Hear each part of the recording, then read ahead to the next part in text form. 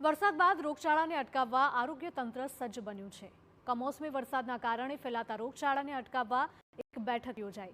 આરોગ્ય પ્રધાન પ્રફુલ પાનસેરિયાની અધ્યક્ષતામાં આ બેઠક યોજાઈ। ડેન્ગ્યુ, ચિકનગુનિયા જેવા રોગોના નિયંત્રણ માટે પૂરતી દવાઓનો જથ્થો ઉપલબ્ધ રાખવા માટે આદેશ આપવામાં આવ્યા।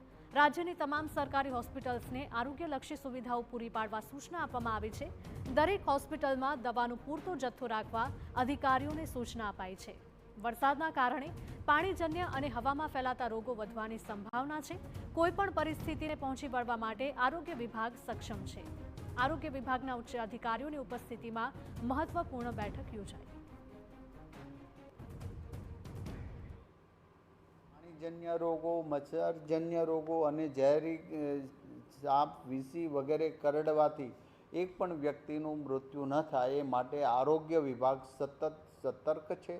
આજની મિટિંગની અંદર તમામ અધિકારીઓ સચિવથી લઈને હાજર રહ્યા હતા।